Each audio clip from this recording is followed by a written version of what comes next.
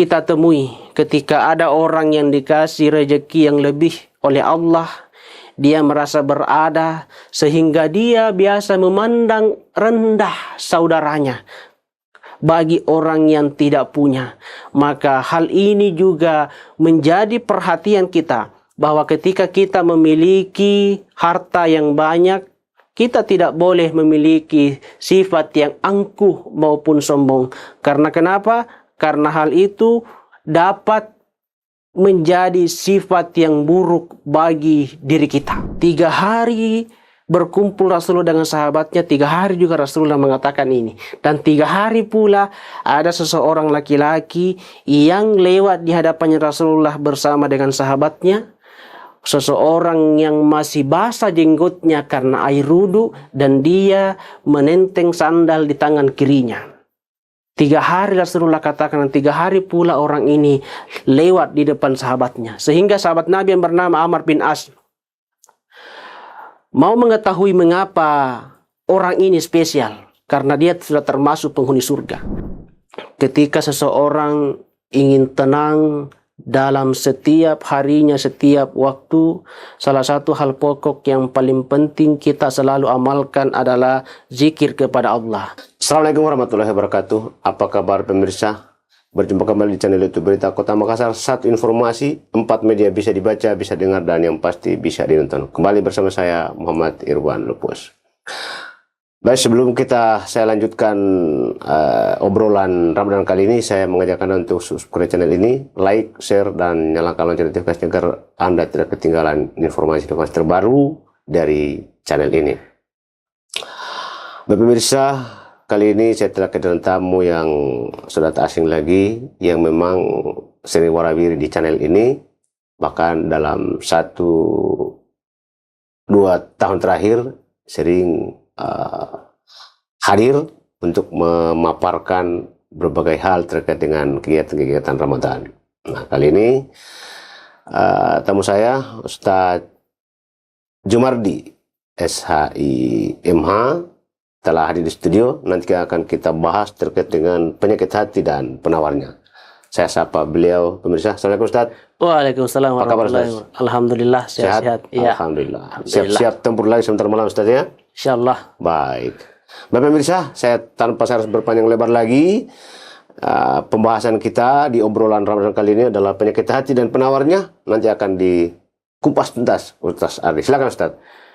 Baik. Assalamualaikum warahmatullahi taala wabarakatuh. Waalaikumsalam warahmatullahi wabarakatuh. Alhamdulillah, alhamdulillahillazi kama amarana linailir ridai was-sa'adah wa nakuma bil wajibati fi ibadatihi wa taqwaha. Asyhadu an la ilaha illallah syahadatan man huwa khairu minhu wa ahsanu nadiya, wa asyhadu anna Muhammadan abduhu wa rasuluhu al-mab'usu rahmatan lil alamin. Qala Allah ta'ala fi kitabil karim wa huwa asdaqul qailin, ala bi zikrillahi tatmainnul qulub. Wa qala Rasulullah fi kitabil hadis, iyyakumul hasad wa innal hasada ya'kulul hasanat kama ta'kulu an-narul hatabah. Rawahu Abu Daud. Sadaqallahul azim wa sadaqa rasulun nabiyil karim wa nahnu ala zalika minasyahidin wa syakirin walhamdulillahi rabbil alamin. Puji syukur kita panjatkan kehadirat Allah Subhanahu wa ta'ala, karena atas limpahan barakahnya kepada kita semua, nikmat iman dan takwa, begitu pula nikmat sehat dan kesempatan, dan yang tak kalah pentingnya adalah nikmat umur yang panjang. Sehingga kita masih dipertemukan di dalam channel YouTube Berita Kota Makassar. Dan untuk menyempurnakan kesyukuran kita kepada Allah, marilah kita mengirimkan salawat kepada baginda Rasulullah Nabi Muhammad sallallahu alaihi wasallam. Nabi yang menjadi patokan bagi kita baik dalam berpikir maupun dalam bertindak. Ada salah seorang Yahudi pernah menulis sebuah buku yang berjudul 100 orang yang paling berpengaruh di dunia, dan dia memasukkan nama Rasulullah di urutan pertama sebagai orang yang paling berpengaruh di dunia karena memiliki dua alasan. Yang pertama, karena Rasulullah memiliki tonggak sejarah, memiliki risalah menyebarkan agama Islam di Mekah dan di Madinah kurang lebih 23 tahun lamanya. Dan yang kedua adalah karena Rasulullah sewaktu hidupnya selalu memikirkan dulu umatnya sebelum dirinya sendiri. Baik pemirsa Berita Kota Makassar yang berbahagia, pada kesempatan kali ini adapun tema bahasan kita yaitu terkait dengan penyakit hati dan penawarnya. Ada dua penyakit yang biasa terdapat dalam diri manusia. Pertama, penyakit medis dan penyakit non-medis. Penyakit medis ini itu bisa disembuhkan melalui perantara yaitu dokter, atau kita berkonsultasi yaitu di rumah sakit terdekat.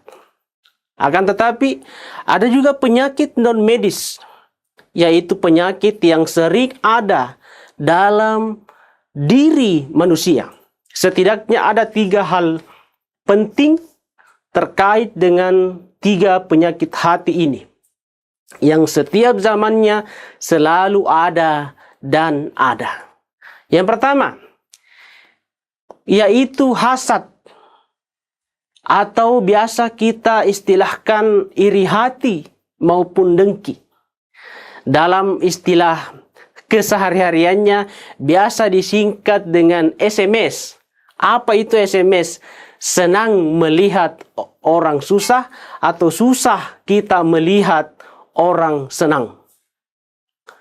Baik pemirsa, setidaknya dalam penyakit iri hati dan dengki ini ada 2 yang boleh kita iri terhadap orang lain, dan ada beberapa hal yang tidak boleh kita iri kepada orang lain. Hanya ada 2 yang boleh kita iri kepada orang lain. Pertama, iri karena orang lain mempunyai ilmu dan ilmunya itu dia pakai untuk kemanfaatan dunia dan akhiratnya. Dan ada juga yaitu iri terhadap hartanya orang lain, karena bukan kita iri karena banyaknya, tetapi orang lain, orang kaya itu memanfaatkan hartanya di dalam agamanya sendiri. Sehingga ketika 2 hal ini kita lihat dalam diri orang lain, maka boleh kita iri terhadap 2 hal ini. Tetapi ada juga hal yang tidak boleh kita iri atau dengki terhadap orang lain. Pertama yaitu kita merasa gelisah hati kita ketika orang lain mendapatkan jabatan, ketika orang lain membelanjakan hartanya untuk kepentingan dunianya, mereka yang beli mobil, tapi kita yang merasa berputar-putar otak di mana mereka ambil uang untuk beli mobil dan sebagainya.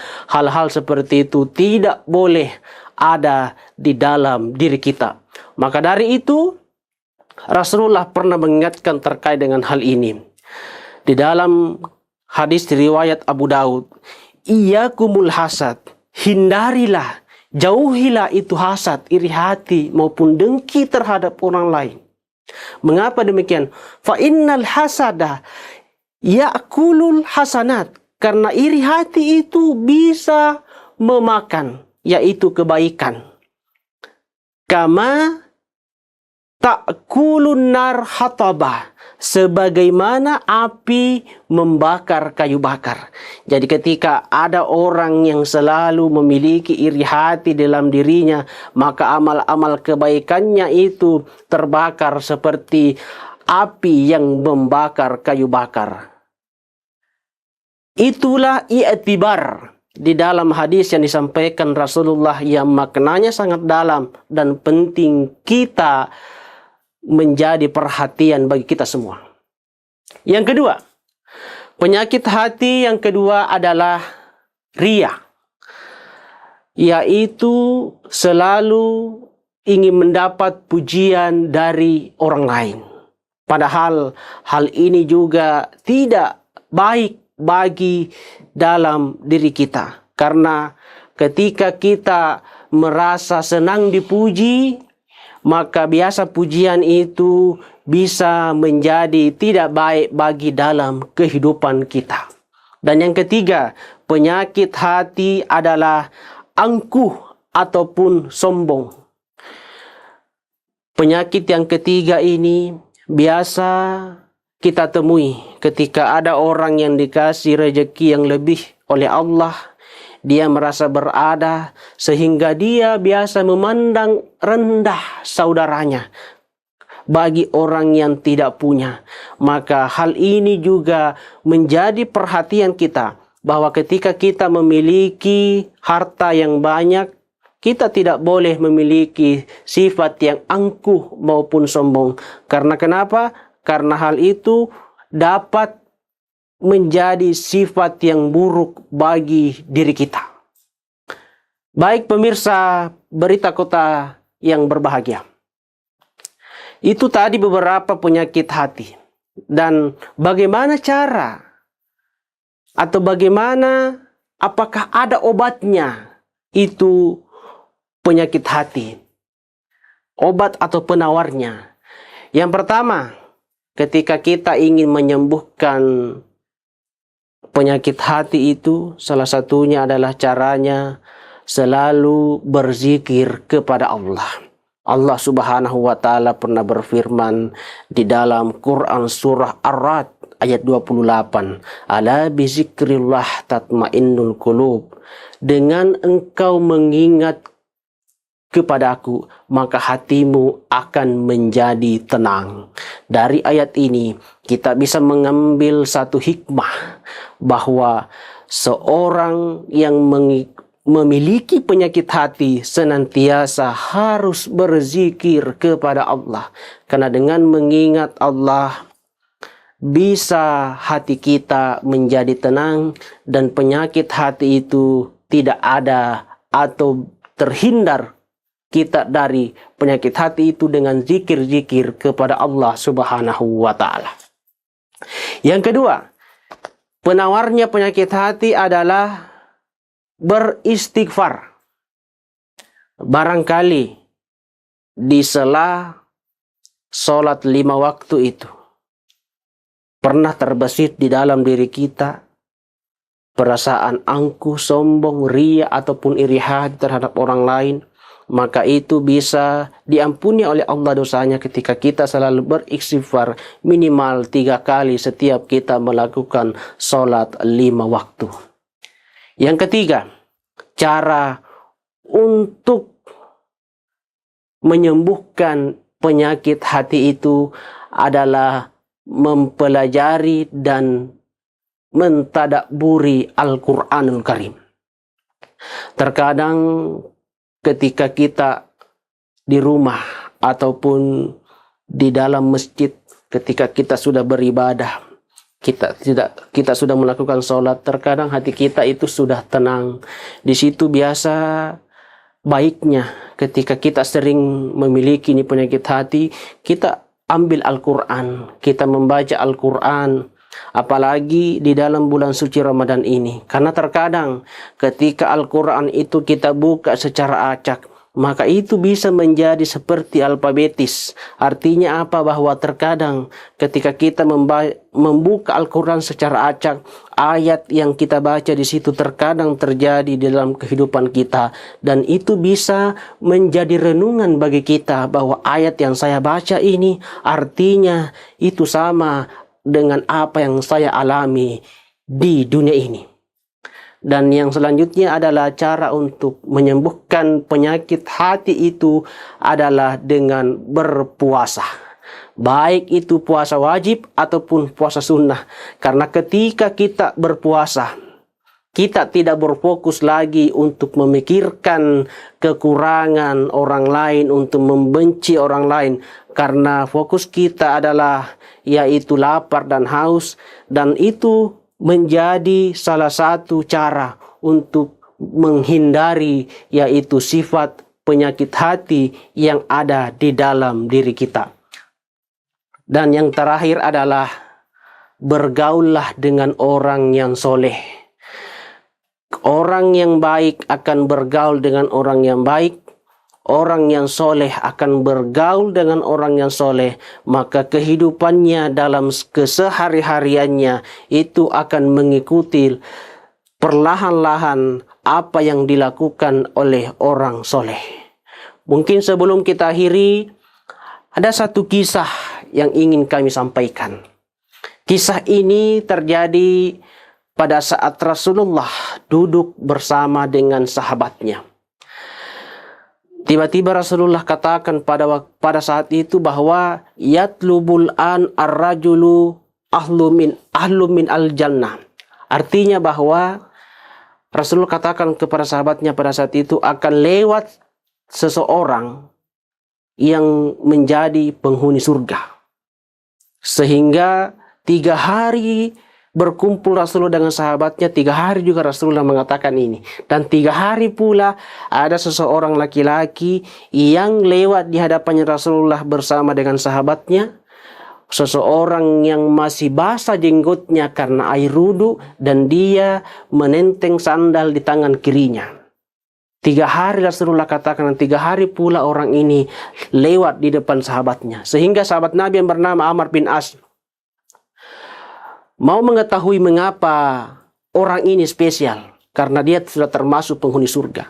Dia pergi ke rumahnya, Amr bin As. Dia amati setiap hari apa yang menjadi amalannya ini orang sehingga bisa menjadi penghuni surga. Setiap hari, setiap malam dia amati. 3 hari dia amati, dia bertanya. Sepertinya orang ini tidak memiliki amalan spesial. Tapi mengapa Rasulullah katakan bahwa dia adalah penghuni surga? Sehingga dia bertanya, saya kesini 3 hari mengamati engkau wahai laki-laki karena Rasulullah katakan bahwa engkau adalah penghuni surga. Laki-laki itu katakan kepada Amr bin As, wahai sahabat Nabi, saya ini tidak memiliki amalan istimewa. Tetapi saya tidak pernah terbesit di dalam hatiku memiliki rasa iri hati atau dengki kepada orang lain. Amr bin As mengatakan bahwa itulah yang menyebabkan engkau menjadi penghuni surga. Karena setiap hari, setiap saat dalam hatimu tidak pernah memiliki iri hati ataupun dengki terhadap orang lain. Mungkin cukup sekian yang bisa kami sampaikan. Kami kembalikan kepada Ustaz Irwan. Baik, terima kasih Ustaz Hardi. Menarik sekali ini pembahasannya terkait dengan penyakit hati dan penawarnya. Kita tahu yang namanya penyakit hati itu seperti misalnya tadi iri hati, dengki, hasad, sombong. Ini terjadi dari waktu ke waktu. Tidak hanya pada saat Ramadan, tapi selama 11 bulan sebelum masuk Ramadan, ini penyakit seperti ini selalu menggerogoti hati manusia. Nah ini ya kaitannya dengan iri hati tadi, hasad, dengki. Sebenarnya bagaimana menyikapi agar kita tidak selalu dihinggapi penyakit hati, Ustadz? Mungkin perlu ada resep yang lebih spesifik lagi supaya ini para pemirsa kita bisa menjadikan ini sebagai sesuatu yang harus dihindarkan. Silakan, Ustadz. Oke, baik. Ketika kita ingin konsisten, tidak memiliki sifat iri hati, dengki ataupun penyakit hati yang lainnya, karena tadi kami sampaikan hanya 3 ya pada umumnya, meskipun masih ada hal lain seperti berburuk sangka, kikir, itu semua merupakan penyakit hati. Bagaimana caranya supaya penyakit hati ini itu tidak pernah terbesit di dalam hati kita? Selalu kita merasa tenang dan sifat-sifat ini itu jauh di dalam perasaan-perasaan kita. Ada ulama yang mengatakan bahwa ketika seseorang ingin tenang dalam setiap harinya, setiap waktu, salah satu hal pokok yang paling penting kita selalu amalkan adalah zikir kepada Allah. Dan zikir ini memang banyak, tapi salah satu zikir yang dapat menenangkan hati seseorang itu adalah la haula wala quwata illa billah. Ketika kita baca zikir ini setiap saat, setiap waktu, maka sifat-sifat atau penyakit hati ini bisa menjauh atau bisa terhindar di dalam diri kita. Karena jujur memang penyakit hati ini ketika kita keluar dari rumah, kita melihat saudara sanak kita ada yang memiliki pencapaian di bidang tertentu, ada yang sudah membeli barang elektronik tertentu. Terkadang di situ biasa muncul pertama kali. Tetapi untuk menjaga hal itu agar tidak terbesit lagi penyakit hati, maka salah satunya adalah selalu berzikir, mengingat kepada Allah. Karena ketika kita berzikir kepada Allah, hati kita akan menjadi tenang. Mungkin begitu, Ustaz. Baik, Ustaz. Terima kasih sekali, luar biasa ini. Ya, baik pemirsa, ini penyakit hati sesungguhnya tidak nampak di hadapan kita. Kita tidak bisa melihatnya secara kasat mata. Oh, ini orang, ini hati. Oh, ini orang sombong. Tidak. Tapi itu hanya nampak dalam sikap dan perbuatannya. Nah, oleh karena itu, ini yang mesti kita jaga dan kita jauhkan diri kita agar kita terjebak pada penyakit-penyakit hati ini. Tadi ada satu ayat Ustadz Ari sampaikan terkait dengan untuk menjaga agar kita tidak terjebak pada penyakit hati ini, terkait dengan perintah agar kita selalu berzikir kepada Allah. Nah, dengan zikir itu maka nantinya kita secara perlahan kita akan terhindarkan dari itu semua. Baik pemirsa, saya kira itu obrolan Ramadan kita kali ini, dan nantikan obrolan Ramadan kami di segmen-segmen berikutnya. Saya Irwan Lupus dengan seluruh kerabat kerja bertugas pamit undur diri. Terima kasih. Assalamualaikum warahmatullahi wabarakatuh dan sampai jumpa.